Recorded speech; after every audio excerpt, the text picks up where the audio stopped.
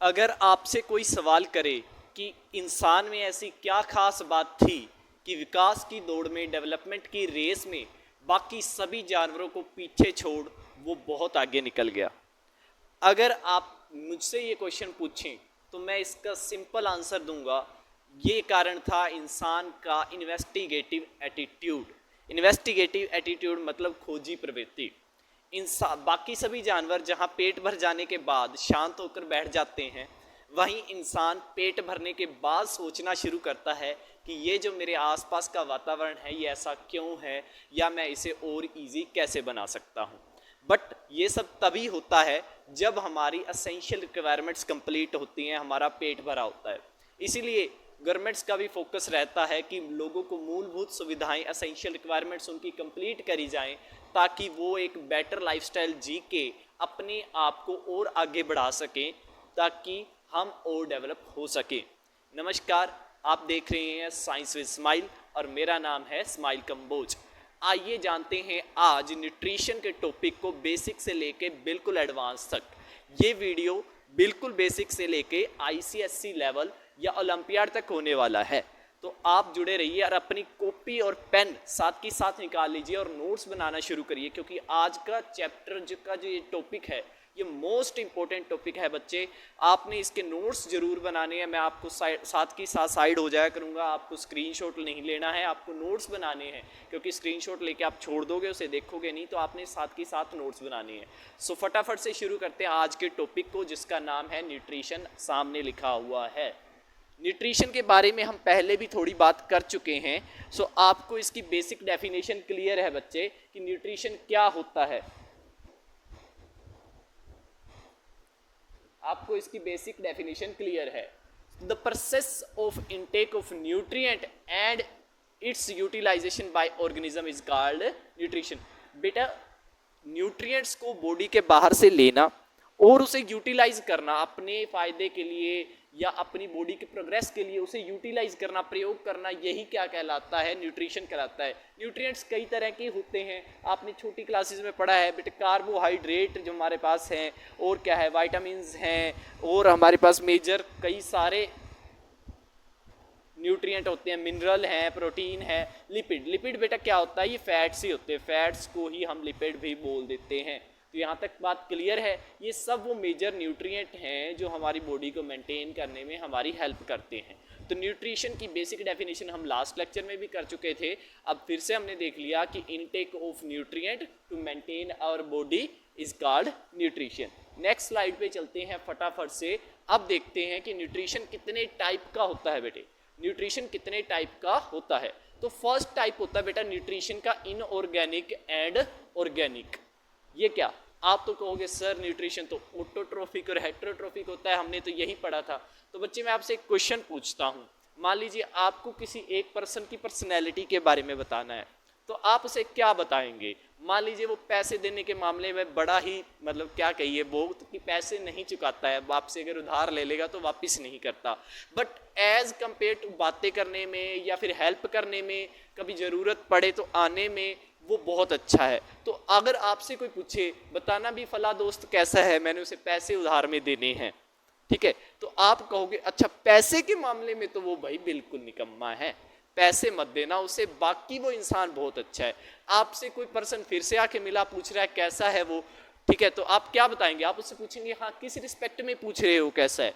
पैसे देने के मामले में तो ठीक ठाक ही है, बाकी उसका नेचर बहुत अच्छा है। तो आप इस तरह से बताते हो अलग अलग कैटेगरी में कि आप किस हिसाब से, किस रिस्पेक्ट में पूछ रहे हो।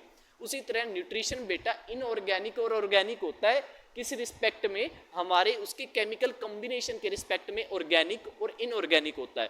ऑटोट्रोफिक और हेटेरोट्रोफिक कब होता है? मोड ऑफ न्यूट्रिशन, जब वो अपना फूड खुद बना रहे हैं या फिर फूड बाहर से ले रहे हैं, वो हम आगे डिस्कस करेंगे। आई होप ये बात आपको क्लियर हुई होगी कि इनऑर्गेनिक एंड ऑर्गेनिक में क्या डिफरेंस है, और हमने इसको इसमें ही क्यों ब्रेक डाउन किया है, ये कैसे आ गया यहाँ पर। आपने ऑटोट्रोफ या हेटेरोट्रोफी पढ़ा था, ये बात सबको क्लियर है बेटा। अब देखिए इनऑर्गेनिक और ऑर्गेनिक की बेटा जो डिस्कशन है, जो डिबेट है, वो थोड़ी वास्ट है। आप फर्दर क्लासेस में केमिस्ट्री में इसको पढ़ोगे। बट मैं आपको सिंपल एक बात बता दूं, चलती फिरती सी डेफिनेशन, कि आपको जहां भी हाइड्रोकार्बन्स दिखेंगे ना, फोर्थ चैप्टर में हम करेंगे केमिस्ट्री में हाइड्रोकार्बन्स मतलब कार्बन एंड हाइड्रोजन का मिक्सचर के जो कंपाउंड होते हैं उनको बेटा लोग आप क्या बोल देंगे, ऑर्गेनिक बोल दोगे उनको। स्टूडेंट्स आप क्या बोलोगे, ऑर्गेनिक। और जहां पर आपको हाइड्रोकार्बन्स नहीं दिखेंगे आप सिंपली उनको इनऑर्गेनिक बोल दोगे। ये एक बेसिक सा क्राइटेरिया है, बेसिक डेफिनेशन है। आगे वास्ट डेफिनेशन आप आगे पढ़ोगे फर्दर क्लासेस के अंदर। आ जाते हैं वापस टॉपिक पे। अब इनऑर्गेनिक सब्सटेंसेस कौन से हैं? The inorganic substances such as water, carbon dioxide, ये ई थोड़ा साइड में आ गया, आयरन, कॉपर, जिंक, ये जितने भी मटेरियल है ये बेटा इनऑर्गेनिक न्यूट्रिशन में आते हैं। आप बोलोगे बेटा हम तो ये सर खाते ही नहीं है, हम कहाँ आयरन लेते हैं, कॉपर। तो आयरन कॉपर आप लेते हो ना, आयरन की जब भी आयरन के किसी यूटेंसिल्स में या बर्तन में हम खाना बनाते हैं तो उसके पार्टिकल्स आ जाते हैं। आयरन एक एसेंशियल मिनरल है हमारे लिए, ठीक है। और प्लांट्स को भी ये चाहिए होता है। और वाटर तो इनऑर्गेनिक है ना, ये तो चाहिए ही चाहिए हमें। अब देखिए साथ ही साथ सेकंड पॉइंट क्या है, inorganic substances present in soil are called mineral element या फिर मिनरल न्यूट्रिएंट। ये बात नोट करके चलनी है सबने कि जो बेटा इनऑर्गेनिक सब्सटेंसेस या जो इनऑर्गेनिक न्यूट्रिएंट्स सोइल के अंदर प्रेजेंट होते हैं उनको हम बोलते हैं मिनरल्स या फिर मिनरल एलिमेंट या फिर मिनरल सब्सटेंसेस की। ये क्या है, मिनरल्स हैं जो सोइल के अंदर प्रेजेंट होते हैं। क्लियर हुई यहाँ तक बात? अब आ जाते हैं ऑर्गेनिक पे। Hydrocarbon are organic substances such as glucose, carbohydrate. इनके फॉर्मूलाज हम आगे फोर्थ चैप्टर में पढ़ेंगे कि कैसे ग्लूकोज बनता है या फिर कार्बोहाइड्रेट का फार्मूला क्या होता है, इसको हम आगे फर्दर डिस्कस करेंगे। बेसिकली एक बात नोट करके चलना कि ये हाइड्रोकार्बन होते हैं, कार्बन और हाइड्रोजन का मिक्सचर होते हैं। इनकी केमिकल कंपोजिशन कुछ कुछ अलग होती है, होते ही क्या है हाइड्रोजन और हाइड्रोजन एंड कार्बन का मिक्सचर होते हैं। They are mostly obtained from living organisms. बेटा यहाँ पे मैंने हाईलाइट करके लिखा है मोस्टली, इसका कोई तो कारण होगा, आप सोच सकते हो। बेटा ज़्यादातर ऑर्गेनिक कंपाउंड्स हमें कहाँ से मिलते हैं? बेटा मिलते हैं हमें लिविंग ऑर्गेनिज्म से। कहाँ से मिलते हैं? लिविंग ऑर्गेनिज्म से, प्लांट से, एनिमल से। बट हमेशा ऐसा नहीं होता। आपने यूरिया का नाम सुना है? यहाँ लिख देता हूँ यूरिया। यूरिया एक कंपाउंड है बेटा, ये ऑर्गेनिक कंपाउंड है बट ये लैब के अंदर प्रिपेयर हो सकता है। ऑल्दो यूरिया पहला ऐसा ऑर्गेनिक कंपाउंड था जो लैब के अंदर प्रिपेयर हुआ था और आज इसका वास्ट यूज होता है एग्रीकल्चर में और बहुत सारी इंडस्ट्रीज में। ये बात क्लियर है? अब एक और फैक्ट बताता हूँ, यूरिया को दूध के अंदर भी ऐड किया जाता है, मिल्क के अंदर। इससे मिल्क जल्दी खराब नहीं होता। अब आपको ये सुन के छोड़ नहीं देना दूध पीना, आप सिंपली अच्छा दूध पीजिए, ठीक है, जो जिसके अंदर यूरिया का कंटेंट ज़्यादा ना हो, ठीक है, एज पर लिमिट हो। यहाँ तक ऑर्गेनिक और इनऑर्गेनिक की बात सबको क्लियर हुई होगी।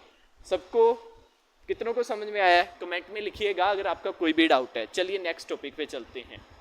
अब आ गई आपकी जानी पहचानी definitions. Mode of nutrition, autotrophs and हेट्रोट्रोफ्स।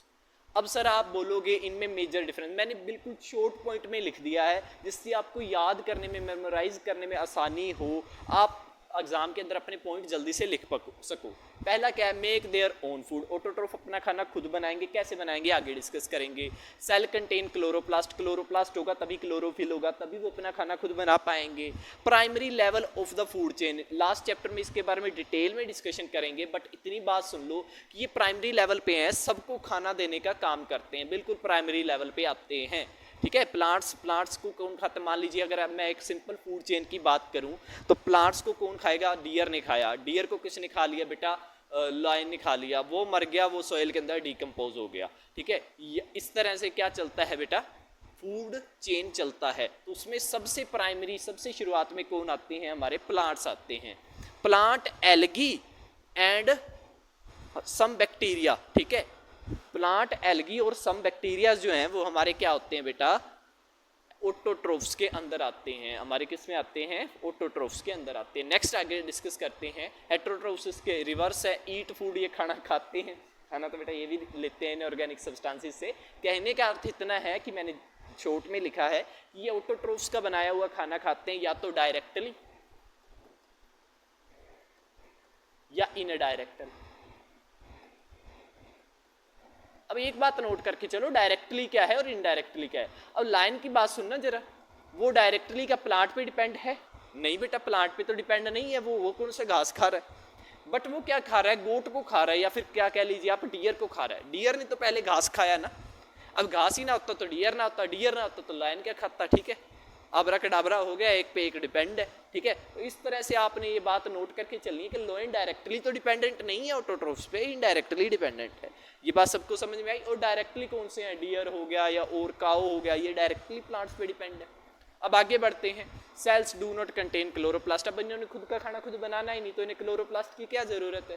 Secondary and tertiary level पे आते हैं, या तो सेकंड लेवल पे होंगे या थर्ड लेवल पे होंगे या उससे भी ऊपर होंगे। एग्जांपल है इसका एनिमल्स, या फिर आप ह्यूमन बींग्स वगैरह भी लिख सकते हो। मैन मत लिखना बेटा, ये मतलब हमारा पुरुष प्रधान समाज है ना, इसमें मैन लिख देते हैं। बुक्स में कई जगह मैन लिखा होता है, वाई वुमन भी तो इंसान है, ह्यूमन बींग है, ठीक है। तो आपने मैन नहीं लिखना है, एनिमल लिखना है। और उसके बाद अगर आपको ह्यूमन बींग लिखना हो तो ह्यूमन बींग आप लिख सकते हो, ठीक है। बात क्लियर है। डॉग वगैरह भी लिख सकते हो। तो ये किस में आएंगे, हेटेरोट्रोफ्स के अंदर आएंगे। अब चलिए नेक्स्ट टॉपिक पे बढ़ते हैं आगे। यहाँ तक आई थिंक बात क्लियर होगी। आपको नोट करना हो तो मैं एक बार को साइड हट जाता हूँ, आप नोट कर लीजिए। चलिए पॉज करके नोट कर लीजिएगा। आगे बढ़ते हैं और अब पढ़ते हैं ऑटोट्रोफिक न्यूट्रिशन ग्रीन प्लांट्स के अंदर कैसे होता है। अब बेटा मैं आपको ऑटोट्रोफिक न्यूट्रिशन के बारे में पढ़ाऊंगा। इसमें हम पढ़ेंगे फोटोसिंथेसिस के बारे में। फोटोसिंथेसिस को हम डिटेल में पढ़ेंगे आगे। आज हम हेटेरोट्रोफिक नहीं पढ़ेंगे, हेटेरोट्रोफिक हम नेक्स्ट लेक्चर में करेंगे। आज हम ऑटोट्रोफिक को कंप्लीट कर देंगे। और ऑटोट्रोफिक में आप सब जानते हैं कि मेन प्रोसेस है फोटोसिंथेसिस। बचपन से पढ़ते आ रहे हो, जब से आपने मतलब लगभग जन्म ही लिया तब से आप फोटोसिंथेसिस पढ़ते आ रहे हो।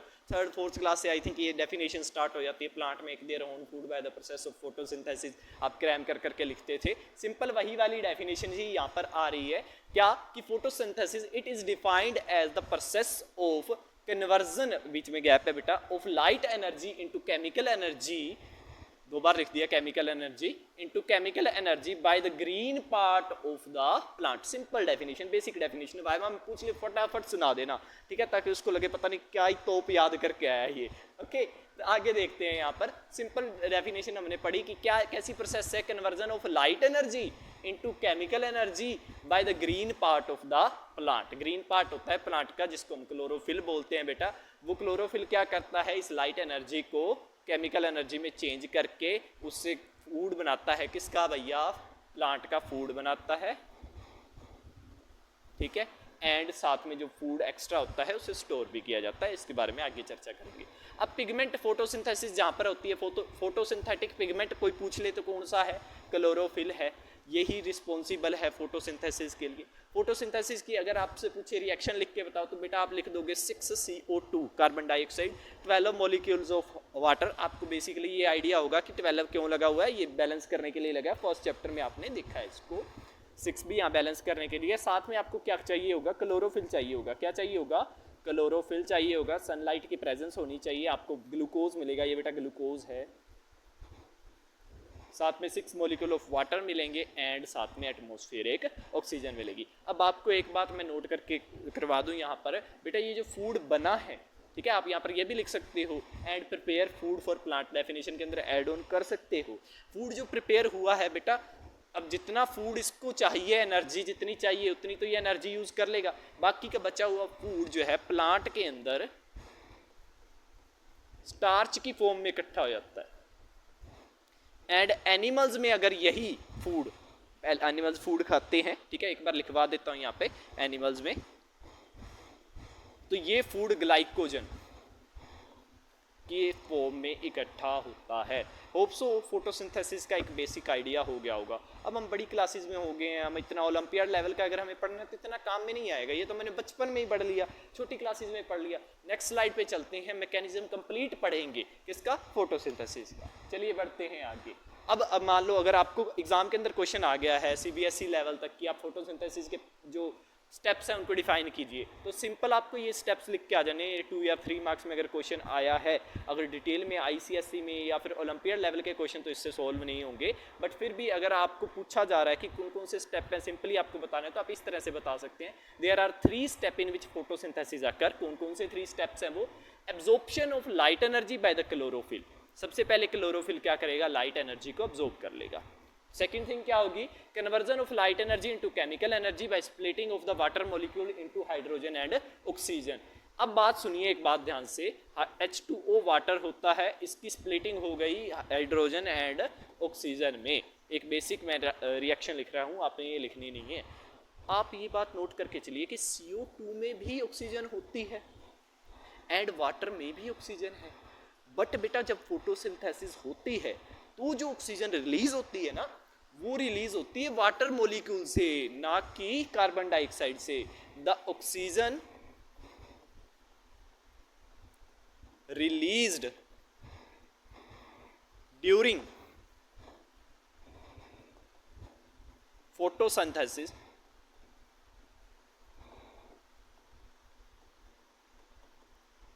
is obtained from water molecule। ये बात आप नोट कर लेंगे अपनी नोटबुक्स के ऊपर। ये क्वेश्चन कई बार पूछ लेते हैं बच्चे, टिक कर आते हैं कि कार्बन डाइऑक्साइड नहीं, वाटर मोलिक्यूल से वो ऑक्सीजन होती है। तो सेकंड स्टेप क्या है, केमिकल एनर्जी बन जाती है उस किसकी, जो हमारे पास लाइट एनर्जी आई है उससे केमिकल एनर्जी बन जाती है और वो स्प्लिट कर देती है वाटर के मोलिक्यूल को हाइड्रोजन एंड ऑक्सीजन में। हाइड्रोजन एंड ऑक्सीजन मिक्स हो जाते हैं, sorry hydrogen and oxygen split हो गए और ये ऑक्सीजन जो है एटमॉस्फेयर के अंदर चली जाती है और ये आगे फर्दर रिएक्शंस होती रहती है। आगे फर्दर कौन सा स्टेप आता है जी, reduction of carbon dioxide into carbohydrate. अब एक बात नोट करके चलें, यहाँ पर जगह है क्या, यहाँ पर लिख देता हूँ मैं। ये है मेरे पास CO2, बेटा रिडक्शन आपको पता है हाइड्रोजन का ऐड होना या ऑक्सीजन का निकल जाना, रिडक्शन होता है। अभी इसके पास कार्बन, इस मॉलिक्यूल में कार्बन भी है ऑक्सीजन भी है, और मेरे पास एक सुनना, मैंने अभी बताया था ग्लूकोज के अंदर क्या था, C6H12O6। इसमें कार्बन और ऑक्सीजन तो है ही है, साथ में हाइड्रोजन और ऐड हो गई, तो हम क्या बोलेंगे, CO2 का क्या हो गया है, रिडक्शन हो गया है। CO2 का क्या हो गया है, रिडक्शन हो गया है। CO2 का बेसिकली रिडक्शन हो गया है, जिससे हमारे पास ग्लूकोज बना है। तो थर्ड एंड फाइनल स्टेप यही है कि reduction of carbon dioxide to carbohydrate. Carbon dioxide की रिडक्शन से क्या बन जाता है, कार्बोहाइड्रेट बन जाता है। यहाँ तक बात क्लियर है, आप सबको नोट कर लीजिए फटाफट से पॉज करके।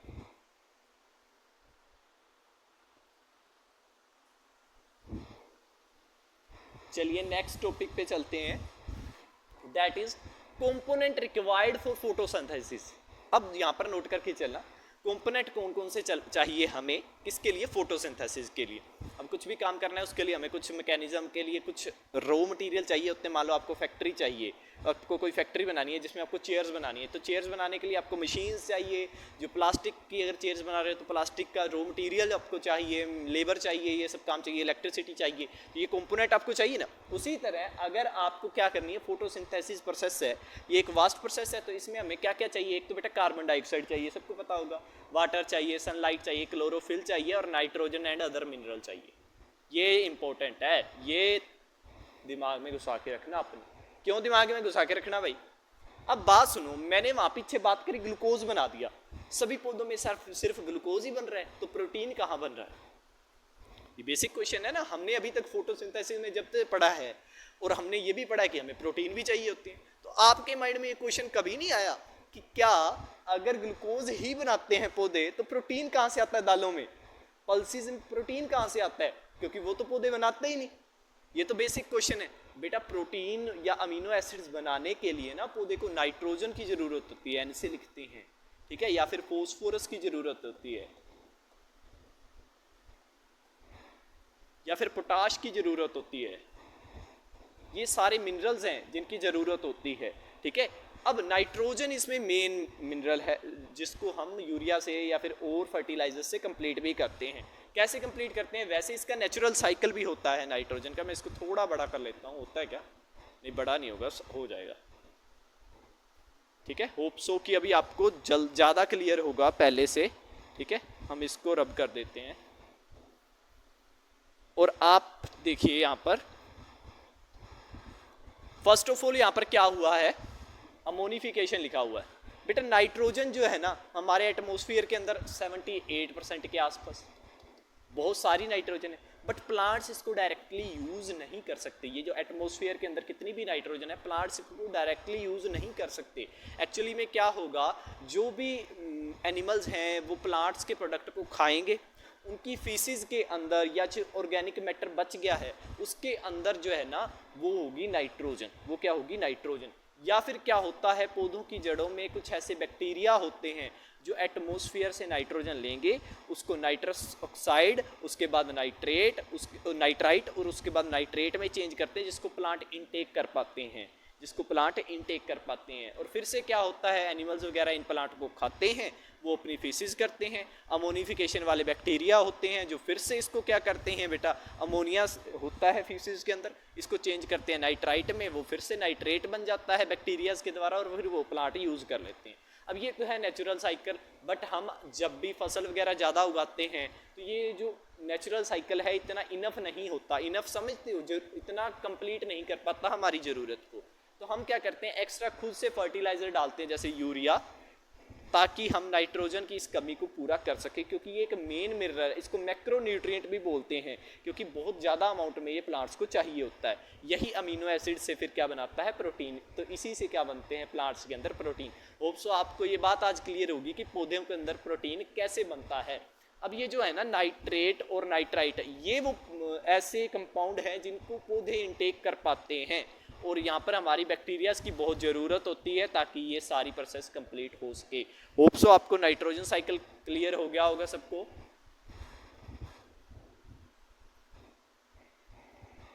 छोटा हो रहा है ठीक है।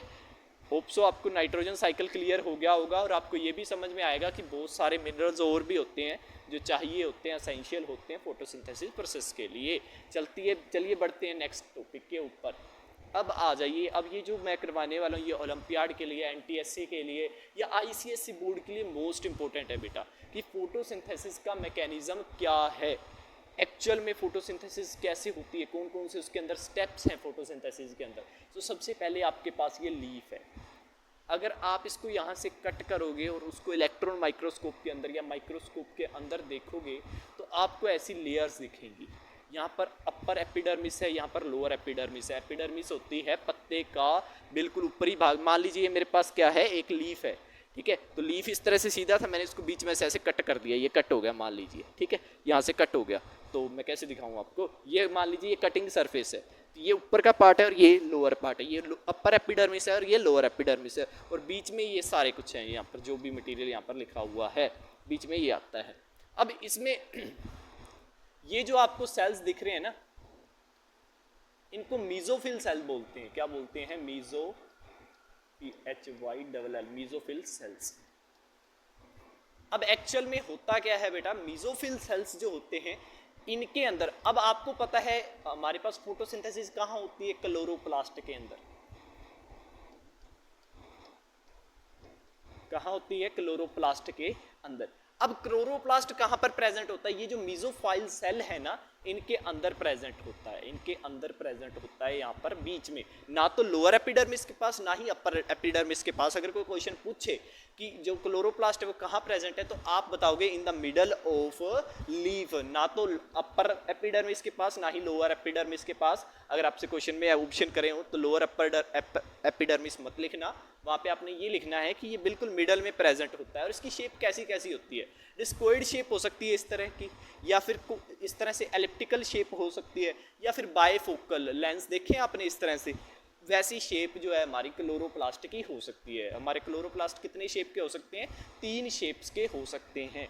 अब देखिए ये जो मीजोफाइल सेल है ना हमारे, ये क्या करते हैं, बिल्कुल मिडल के अंदर होते हैं और इन्हीं के पास क्या होते हैं, क्लोरोप्लास्ट होते हैं जिनके अंदर भर भर के क्लोरोफिल होता है जो क्या करवाता है, फोटोसिंथेसिस करवाता है। अब एक बात बीच में रह गई थी कि क्लोरोफिल कौन से कलर का होता है बेटा, ग्रीन कलर का होता है ना, ग्रीन कलर पिगमेंट है। बट आपने कुछ ऐसे प्लांट्स देखे होंगे जो कैसे होते हैं बेटा, वो प्लांट्स आप देखोगे तो उनमें आप ग्रीन कलर देखोगे नहीं, उनका ग्रीन कलर गायब है। कहाँ गायब है, आप कैसे बताओगे कि कहाँ चला गया, तो फिर वो फोटोसिंथेसिस कैसे करेंगे, वो फोटोसिंथेसिस कैसे करेंगे अगर उनमें ग्रीन कलर ही नहीं है। तो आप क्या नोट करके चलेंगे ये बात, उनके अंदर कुछ पिगमेंट ऐसे होते हैं, मान लीजिए ये लीफ का सरफेस है, नीचे क्लोरोप्लास्ट है, क्लोरोफिल है, बट ऊपर क्रोमैटिक मतलब कलर वाले, क्रोमैटिक मतलब कलर वाले ऐसे पिगमेंट होते हैं जो कवर कर लेते हैं ग्रीन कलर को। अब क्लोरोफिल है तो है बट दिख नहीं रहा, अब क्लोरोफिल है तो है बट दिख नहीं रहा। तो इसलिए वो क्या करते हैं, अपीयर तो होते हैं वॉयलेट या फिर जो भी उनका कलर है वो, बट उनके अंदर भी एक्चुअली में क्या होता है बेटा, क्लोरोफिल होता है, जिससे वो फोटोसिंथेसिस कर पाते हैं। चलिए वापस आ जाते हैं अपने टॉपिक के ऊपर, ठीक है, इसको एकदम से ही रब कर देते हैं, बड़ा करे और रिजल्ट हुआ ही नहीं। तो चलिए हमने पढ़ लिया क्लोरोप्लास्ट, जो हमारा क्लोरोप्लास्ट है वो डिस्कोइड शेप का हो सकता है, एलिप्टिकल शेप का हो सकता है, या बाइफोकल शेप का हो सकता है। बाइफोकल लेंस आपने देखे होंगे वैसी शेप का होता है। अब यहाँ पर जो आप देख रहे हैं ना, ये क्लोरोप्लास्ट है। ये क्या है, क्लोरोप्लास्ट को एनलार्ज करके दिखा रखा है, इलेक्ट्रॉन माइक्रोस्कोप से दिखता है, ऐसे नहीं दिखता। अब यहाँ पर आपको दो पार्ट नोट करके चलने हैं, या फिर मैं आपको नीचे ही दिखा देता हूँ। ये वाली पिक को उठाता हूँ, थोड़ा ऊपर ले आता हूँ, ऊपर जाएगी ये, यहाँ पर साइड पे ले आता हूँ, वहीं पड़ी रहे। इस पिक में आप देखिए, ये आपको थोड़ा, ये बिल्कुल ग्रीन पार्ट है और ये उससे थोड़ा हल्का ग्रीन है। ये एक फ्लूइड है। ये क्या है, एक फ्लूइड है जो कि क्या कहलाता है बेटा, स्ट्रोमा कहलाता है। क्या कहलाता है, स्ट्रोमा। यहाँ पर पिक्चर में आपको कलर नहीं दिख रहा, जो क्या कहलाता है, स्ट्रोमा कहलाता है। और इसके अंदर आप देखेंगे ये जो पार्ट है ये बिल्कुल ग्रीन, इसको ग्रेना बोलते हैं बेटा। क्या बोलते हैं, ग्रेना। अब मैं आपको ये क्यों बता रहा हूँ, अब वैसे तो बायोलॉजी का ये जो टॉपिक है ये काफ़ी वास्ट है। आप +1 में अगर बायोलॉजी पढ़ोगे तो और इसको डिटेल में पढ़ोगे, बट अभी के लिए आपके काम का कितना है, ये मीजोफाइल सेल जिसके अंदर क्या होता है, क्लोरोप्लास्ट होता है। आपने याद रखना है क्लोरोप्लास्ट की 3 तरह की शेप्स होती हैं जो मैंने आपको अभी बताई। अब आपने ये भी याद रखना है कि क्लोरोप्लास्ट को अगर हम इलेक्ट्रॉन माइक्रोस्कोप के अंदर रखते हैं और डिटेल में इसको स्टडी करते हैं तो हमें 2 तरह के पार्ट मेन फोकस करने को मिलेंगे। फर्स्ट इज लिक्विड स्ट्रोमा बोलते हैं जिसको, ठीक है। आपको याद होगा कि साइटोप्लाज्म याद है, एनिमल सेल के अंदर साइटोप्लाज्म होता है, तो उसमें सारे छोटे छोटे सेल ऑर्गेनल्स होते हैं। नहीं याद तो फिर भी यहाँ पर देख ले। तो ये उसी तरह का फ्लूइड टाइप है स्ट्रोमा, जिसके अंदर कौन प्रेजेंट है, ग्रेना प्रेजेंट है। कौन प्रेजेंट है, ग्रेना। ये 2 जो सेल की कंपोनेंट है आपने इनको डिटेल में ध्यान में रखना है। और ये जो आपको रेड कलर में दिख रहे हैं ये बेटा स्टार्च ग्रैनुअल्स हैं। क्या है, स्टार्च ग्रैनुअल्स। जो भी पौधा अपना खाना बनाता है, फूड बनाता है, ये यहाँ पर स्टोर हो जाता है। तो ये हमारे पास स्टार्च ग्रैनुअल्स है। अभी के लिए आपने इन तीनों को ध्यान में रखना है। मोस्ट इंपॉर्टेंट कौन से हैं बेटा, एक तो ये जो हमारे पास कहाँ गया, stroma, and second is grana. यहाँ तक बात क्लियर है सबको। चलिए आगे बढ़ते हैं। अब इनका काम क्या है ये सुनते हैं। क्लोरोप्लास्ट, क्लोरोप्लास्ट के अंदर 2 थे, कौन, एक तो स्ट्रोमा और एक ग्रेना।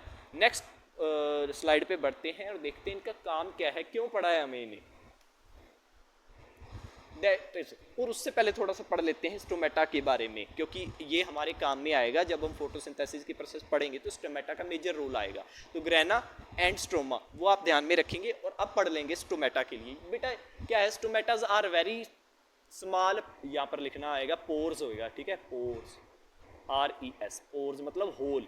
प्रेजेंट, काफ़ी गलतियाँ हैं, present in the lower epidermis of the leaf which is responsible for the exchange of gases and water vapor in the plant and water vapor in the plant। बेटा आप अगर stomata के बारे में आपने सुना भी होगा, वैसे अगर मैं उसकी पिक्टोरियल रिप्रेजेंटेशन करूं तो कुछ ऐसा होता है।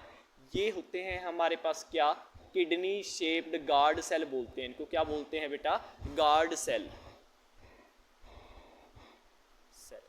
गार्ड सेल क्या करते हैं, स्टोमेटा को ओपन या क्लोज करते हैं। अब स्टोमेटा की ओपनिंग एंड क्लोजिंग होती कैसे है, तो एक्चुअल में क्या होता है, ये जो किडनी शेप्ड गार्ड सेल है ना, इनके अंदर होते हैं बड़े बड़े वैक्यूल। वैक्यूल समझते हो, खाली जगह। अब खाली जगह में जब होता है वाटर एक्सेस में, तो यहाँ पर वाटर फिल हो जाता है। क्या हो जाता है, वाटर फिल हो जाता है बेटा। और इनके अंदर स्वेलिंग आ जाती है, और स्वेलिंग होकर ये एक दूसरे से दूर दूर हो जाते हैं इस तरह से।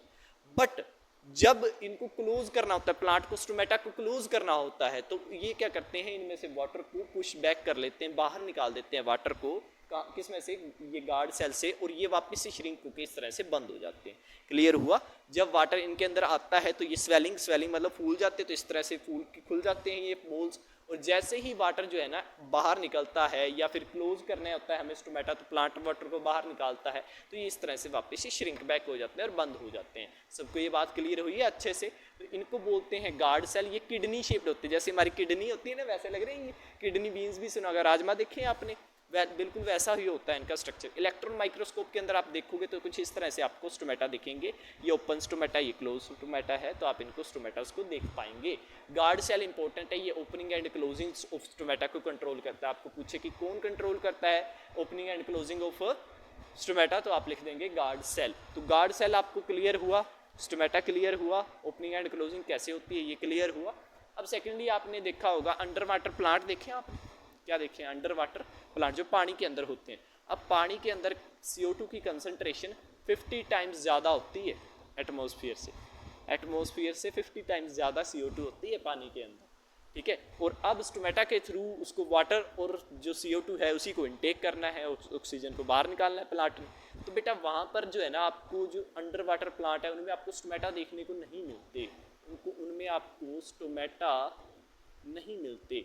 डायरेक्टली डिफ्यूज़न की प्रोसेस से क्या होता है, हायर कंसंट्रेशन से CO2 अंदर चली जाती है और लोअर कंसंट्रेशन की तरफ, और ऑक्सीजन हायर कंसंट्रेशन से बाहर लोअर कंसंट्रेशन में वाटर के अंदर मिक्स हो जाती है और इसी तरह से वाटर वेपर होते हैं।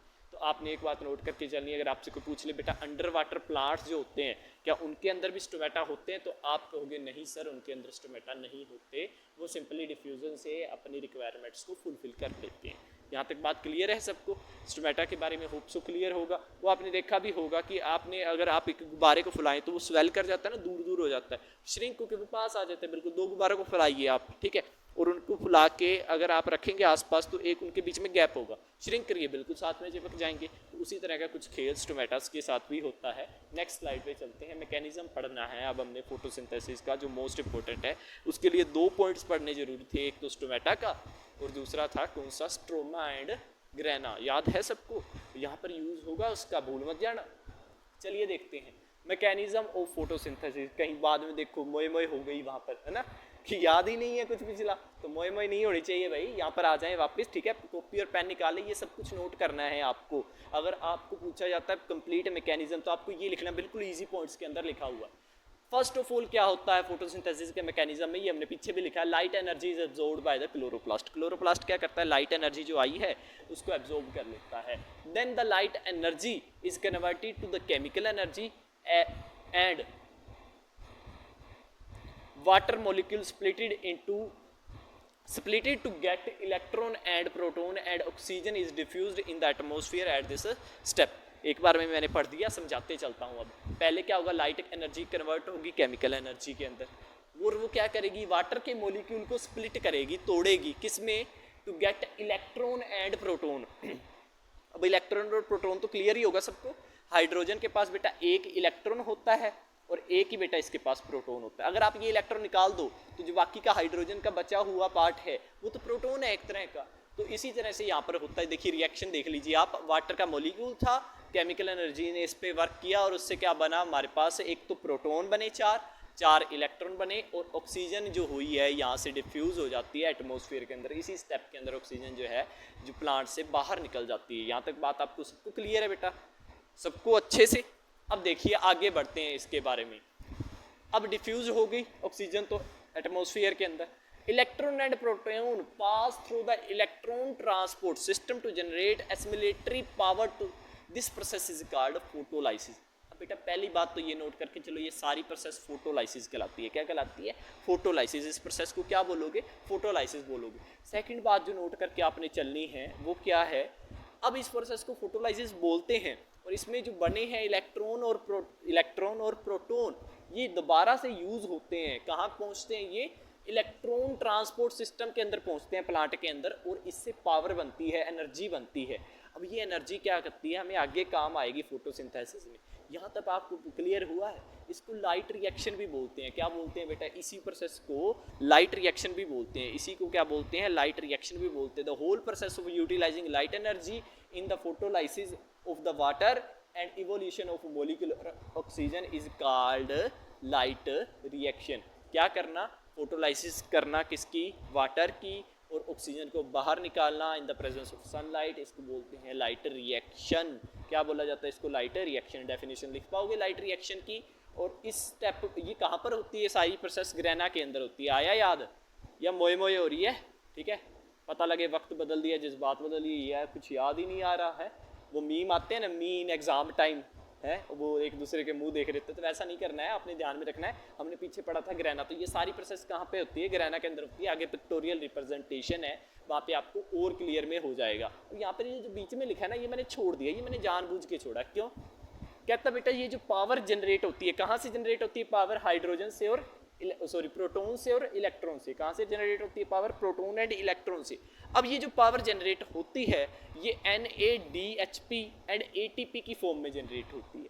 अब इसकी फुल फॉर्म तो सबको पता होगी, इसकी फुल फॉर्म आप पता करके कमेंट्स में लिखो, ठीक है? मैं चेक करूंगा आपके कमेंट्स कि किस किस को NADHP की फुल फॉर्म पता है, और कल मैं आपको नेक्स्ट लेक्चर में इसकी फुल फॉर्म से ही हम लेक्चर स्टार्ट कर लेंगे, फुल फॉर्म मैं आपको लिखवा दूंगा। तो यहाँ पर आपको बात क्लियर हुई। फिर से एक बार रिकैप ले लेते हैं। लाइट एनर्जी एब्जॉर्ब होती है क्लोरोप्लास्ट के अंदर, लाइट एनर्जी कन्वर्ट होती है केमिकल एनर्जी में, एंड वाटर मोलिक्यूल स्प्लिट हो जाता है जिससे हमें इलेक्ट्रॉन और प्रोटॉन मिलते हैं, साथ में ऑक्सीजन बाहर निकल जाती है। और इस प्रोसेस में क्या बनता है, जो इलेक्ट्रॉन और प्रोटॉन बनते हैं उनको हम इलेक्ट्रॉन ट्रांसपोर्ट सिस्टम के अंदर भेज देते हैं, जहाँ पर जनरेट होती है एसिमिलेटरी पावर जो हमें आगे काम आएगी। इस सारी प्रोसेस को फोटोलाइसिस बोलते हैं, वाटर के टूट जाने को। अब और एसिमिलेटरी पावर किस फॉर्म में बनती है बेटा? NADHP एंड ATP की फॉर्म में बनती है। Whole process of utilising this energy and photolyse, सारी प्रोसेस को हम लाइट रिएक्शन भी बोलते हैं क्योंकि इसमें लाइट का बहुत बड़ा रोल है बेटा। एंड ये सारी प्रोसेस कहाँ पे हो रही है? ग्रेना में हो रही है। ये सारी प्रोसेस कहाँ पे हो रही है? ग्रेना के अंदर हो रही है हमारे। यहाँ तक बात आपको नोट करके चलनी है। कि लाइट रिएक्शन क्लियर हुआ सबको? जल्दी से एक स्क्रीनशॉट ले लीजिए या फिर नोट डाउन कर लीजिए।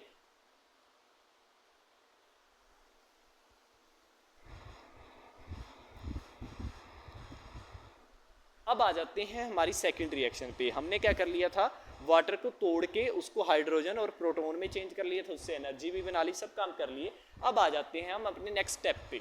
The assimilatory power generated in the light reaction is used up in the next step where carbon dioxide is reduced to carbohydrate. This process is called Calvin cycle और dark reaction. अब ये बात note करके चलिए, जो power बन चुकी है मैंने आपको पीछे भी बताया वो कहाँ यूज़ होती है? कार्बन डाइऑक्साइड के रिडक्शन में, और जिससे क्या बनता है? ग्लूकोज बनता है। इस प्रोसेस को कैल्विन साइकिल भी बोलते हैं या फिर डार्क रिएक्शन बोलते हैं, क्योंकि इसमें सनलाइट का कोई रोल नहीं होता। सनलाइट का रोल कहाँ था? वाटर को स्प्लिट करने तक, केमिकल एनर्जी बनाने तक, पावर बनाने तक। उसके बाद तो पावर आ गई हमारे पास, अगर पावर आ गई तो इसमें लाइट का कोई रोल बेटा नहीं है। तो आपने ये बात नोट करके चलनी है कि फोटोसिंथेसिस में दो प्रोसेसेस होती हैं, एक लाइट रिएक्शन, एक डार्क रिएक्शन। लाइट रिएक्शन में लाइट का रोल है, डार्क रिएक्शन में as seems from the name light का कोई रोल नहीं है। ये बात आपको सबको क्लियर हो जानी चाहिए अच्छे से। अब एक बात, ये रिएक्शन समझाने से पहले, ये किसकी रिएक्शन है? हमारी डार्क साइकिल की रिएक्शन, कैल्विन साइकिल या फिर डार्क रिएक्शन की ही क्या है? रिएक्शन है। इसको मैं अभी क्लियर करता हूँ, आपको समझाता हूँ। वैसे ये इतनी इंपॉर्टेंट नहीं है डार्क रिएक्शन, या फिर आपको क्या पढ़ना है? लाइट रिएक्शन के बारे में डिटेल में पढ़ना है। फिर भी सुन लीजिए आप इसको अच्छे से। जो पॉइंट अब मैं बताने वाला हूँ वो पॉइंट क्या है बेटा? अब ये जो लाइट रिएक्शन है एंड डार्क रिएक्शन, अब ये एक के बाद एक इमीडिएटली हो ये जरूरी नहीं है। एक के बाद एक ये इमीडिएटली हो ये ज़रूरी बिल्कुल भी नहीं है। ये एक दूसरे के आसपास बहुत देर बाद भी हो सकते हैं। डेजर्ट के अंदर जो प्लांट होते हैं ना, अब आपको एक बात नोट करिए, जब भी क्या होगी? लाइट रिएक्शन होगी। क्या होगी? Light reaction. तो उसे क्या करना पड़ेगा बेटा? अपने स्टोमेटास को ओपन करना पड़ेगा, वाटर वेपर का लॉस होगा। तो डेजर्ट के अंदर जो प्लांट होते हैं वो क्या करते हैं? दिन के अंदर लाइट एनर्जी को स्टोर करके रख लेते हैं, ठीक है। अब रात को क्या करते हैं? जब मौसम थोड़ा ठंडा हो जाता है तब वो इस जो लाइट एनर्जी है ना, तब वो इसको यूज़ करके क्या बनाते हैं? अपना फूड बनाते हैं। और वो क्या करते हैं? अपनी कार्बन डाइऑक्साइड को भी स्टोर करके रख लेते हैं। किसको स्टोर करके रख देते हैं? कार्बन डाइऑक्साइड को, in the form of malic acid. In the form of malic acid, malic acid के रूप में इसको स्टोर करके रख देते हैं। और बाद में जब लाइट रिएक्शन होती है तो उससे पावर बनती है। फिर मैलिक एसिड एक इंटरमीडिएट है, इससे बाद में सारी की सारी फोटोसिंथेसिस जैसी हमने पीछे पढ़ी वैसे कंप्लीट हो जाती है। तो आपको ये बात नोट करके चलनी है, लाइट रिएक्शन और डार्क रिएक्शन एक साथ इमीडिएटली हो ये ज़रूरी नहीं है। लाइट रिएक्शन और डार्क रिएक्शन में एक बहुत बड़ा गैप भी आ सकता है। और क्यों आता है? ये डेजर्ट प्लांट ज़्यादातर ऐसा करते हैं। CO2 को प्लांट्स क्या करते हैं? मैलिक एसिड के रूप में स्टोर करके रख लेते हैं, ठीक है, ताकि उन्हें स्टोमेटाज अपने दिन में ना ओपन करने पड़े। डेजर्ट प्लांट है ना, तो दिन में अपने स्टोमेटा ओपन करके कार्बन डाइऑक्साइड लेने लगा, पता लगे सारा पानी निकल गया है ना, बकरी बेहोश होगी। तो ऐसा नहीं होना चाहिए। प्लांट ही सूख गया, तो इसलिए वो रात को क्या करता है, अपनी कार्बन डाइऑक्साइड टोमेटा ओपन किया, कार्बन डाइऑक्साइड को इकट्ठा किया, इंटरमीडिएट बनाया मैलिक एसिड, और इसको आपने स्टोर करके रख लिया। सुबह जब लाइट रिएक्शन हुई, उससे पावर आई, तो उससे उसने फूड बना लिया। अब ये भी आपने कमेंट में इसका फॉर्मूला लिखना है मैलिक एसिड का, ठीक है। इजी सा फॉर्मूला है, वैसे हम 4th चैप्टर में पढ़ेंगे, बहुत ही ईजी फॉर्मूला है।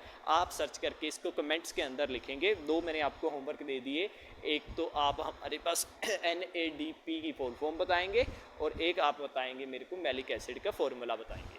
अब इसको थोड़ा पिक्टोरियल रिप्रेजेंटेशन में पढ़ लेते हैं। लाइट रिएक्शन होती है, इसमें कार्बन वाटर आता है, और उससे क्या बन जाता है, पेन चेंज कर लेते हैं, उससे ऑक्सीजन बाहर निकल जाती है और केमिकल एनर्जी बन जाती है in the form of assimilatory power, जिसको हमने बोला था। वो केमिकल एनर्जी क्या करती है, केल्विन साइकिल को रन करती है। केल्विन साइकिल में 3 मॉलिक्यूल ऑफ कार्बन डाइऑक्साइड आते हैं, कार्बन फिक्सेशन होती है, ये प्रोसेसेस हैं, उसके बाद रिडक्शन होती है, और उसके बाद प्रिपेयर होता है फाइनली शुगर या फिर स्टार्च, या फिर क्या बोलते, स्टार्च नहीं, शुगर, या फिर हम ग्लूकोज बोल देते हैं उसको, ये फॉर्म होता है। तो इस तरह से हमारी फोटोसिंथेसिस कंप्लीट होती है। ये कुछ स्टेप्स थे जो मोस्ट इंपॉर्टेंट थे फोटोसिंथेसिस के लिए। ICSE वाले बच्चे वो बहुत डरते रहते हैं इसके लिए, तो मैंने बिल्कुल सिंपल लैंग्वेज में लिख के रख दिया, आप इसको अच्छे से नोट कर लें। अब रिएक्शन को भी देख लेते हैं। 6 मॉलिक्यूल ऑफ CO2, साथ में 18 molecule of ATP, 12 molecule of NADP plus, ठीक है। इनको मिला के क्या बना बेटा, ग्लूकोज बनी है। 18 मॉलिक्यूल ऑफ ADP, ये ATP था, ये ADP है, ठीक है।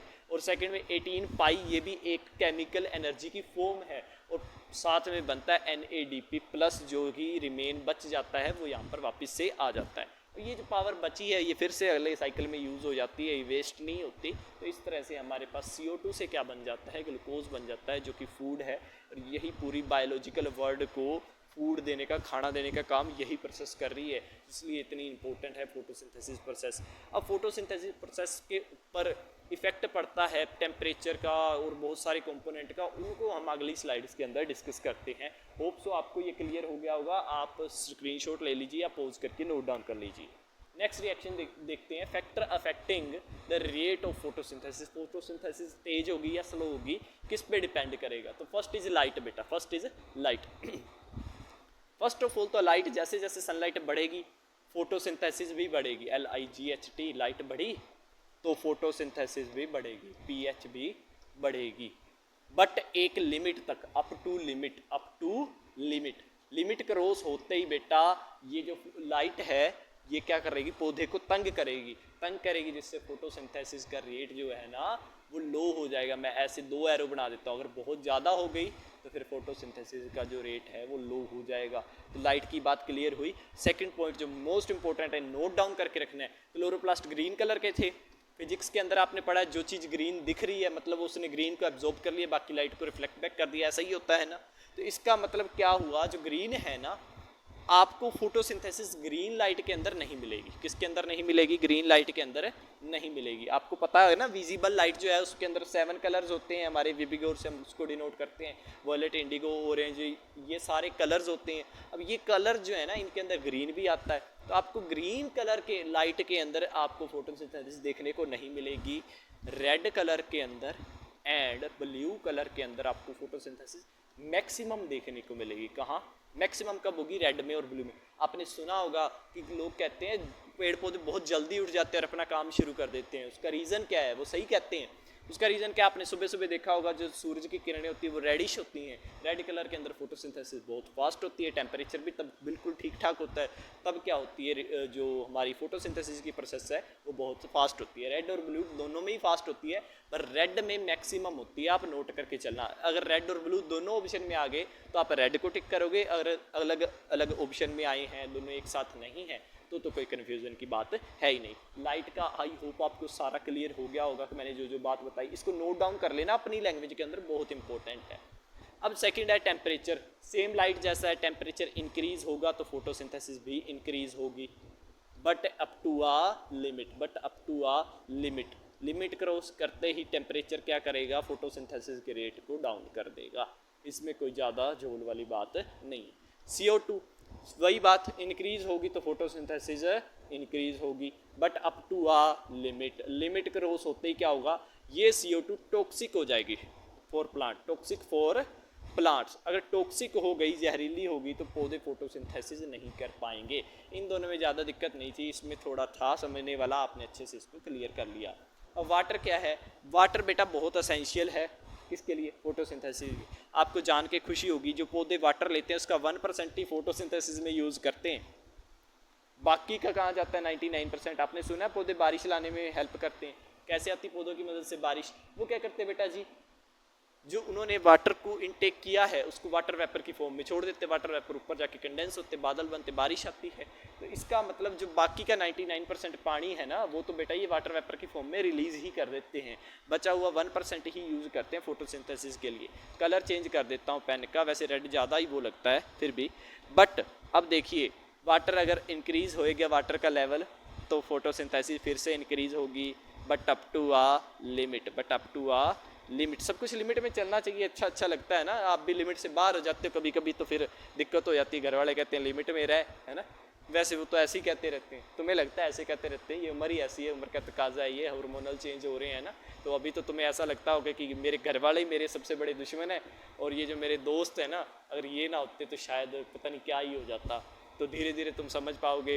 एक्चुअल में वो एक शेर भी है छोटा सा, क्या है कि जब मैं 5 साल का था तो मुझे लगता था मेरे पापा को सब पता है, ठीक है, क्योंकि मैं पापा से पूछता था पापा ये वाटरमेलन मीठा क्या होता है, तो पापा बोलते थे बेटा जब तू सो गया था ना तब क्या हुआ था, भगवान जी आए और उन्होंने इसमें जो है ना शुगर ऐड कर दी और ये मीठा हो गया। और बच्चा खुश, फिर आप पापा को ये भी पता कि वाटरमेलन क्यों मीठा होता है। जैसे जैसे बच्चा थोड़ा बड़ा होता है, अब देखो हर सवाल हमारे लेवल का होता भी नहीं, अब पापा कैसे बताएं, जो इस तरह से फोटोसिंथेसिस होती है उसमें शुगर बनती है तो कैसे बताएं, तो हमारे लेवल का नहीं होता। फिर हम सोचते भी हमारे पापा तुमसे झूठ बोलते थे। और फिर जैसे जैसे हार्मोनल चेंज आते हैं, हम चैप्टर आगे पढ़ेंगे तो फिर हमें लगने लगता है क्या बकवास, थोड़ी रूड टाइप बातें करते हैं पेरेंट्स, है ना। बट आपको बाद में क्लियर होगा, जब आप 5 साल के थे तब आपको लगेगा हमारे पेरेंट्स को सब पता है, जब आप 18 साल के या फिर टीन एज में आ जाओगे तब आपको लगेगा हमारे पेरेंट्स को कुछ नहीं पता, हम ही ज्ञानी हैं। और जब आप 40-45 के हो जाओगे तब आपको फिर से लगेगा कि हमारे पेरेंट्स ठीक थे, उन्हें सब पता था, ठीक है। तो ये लाइफ के फेजेस है, ये चलते रहते हैं, तो उसी तरह से लिमिट में रहना चाहिए। तो लिमिट की बात सारी यहाँ पर हो रही थी कि लिमिट के अंदर अगर वाटर है तो इंक्रीज़ करेगा फोटोसिंथेसिस, ज़्यादा हो गया तो ज़्यादा पानी के कारण भी पौधे सूख जाते हैं। ये बेटे पौधे हैं जो ना सूखे के कारण भी सूख रहे हैं, सनलाइट के कारण भी सूख रहे हैं, ज़्यादा डुबो दोगे इनको तो भी प्लांट्स सूख जाते हैं। तो आज हमने जो ऑटोट्रोफिक न्यूट्रिशन था ना उसमें फोटोसिंथेसिस ही मेन था, ज़्यादा खाना इसी से बनता 99.99%। बाकी जो प्रोसेसेस हैं वो इतनी ज़्यादा वो नहीं है, वो भी फोटोसिंथेसिस के अंडर ही कंसिडर हो जाती हैं। तो इसलिए आज हमने ऑटोट्रोफिक को कंप्लीट कर लिया अच्छे से बिल्कुल, और इसमें कोई भी एस्पेक्ट हमने छोड़ा नहीं है। ICSE लेवल तक का या फिर ओलंपियाड लेवल तक का हमने क्लियर कर लिया है। अब थैंक्स फॉर वॉचिंग, ठीक है। लाइक शेयर और सब्सक्राइब ज़रूर कर दीजिएगा अगर आपको हमारे ये एफर्ट्स बहुत अच्छे लग रहे हैं तो, ठीक है। साइंस विद स्माइल हमारा चैनल है, ये हमारा इंस्टाग्राम हैंडल है, आप चाहें तो इस पर भी फॉलो कर सकते हैं। अभी थोड़े दिन में धीरे धीरे इस पर शॉर्ट्स अपलोड होंगे जिसमें आपके शॉर्ट ट्रिक्स होंगी आपके लिए, ठीक है। और एक बहुत बड़ा सरप्राइज़ आने वाला है, वो भी आपको यहीं देखने को मिलेगा, या यूट्यूब शॉर्ट्स के ऊपर या फिर यूट्यूब पोल के ऊपर देखने को मिलेगा। तो हमारे साथ ट्यून्ड रहिए। May God watch over you.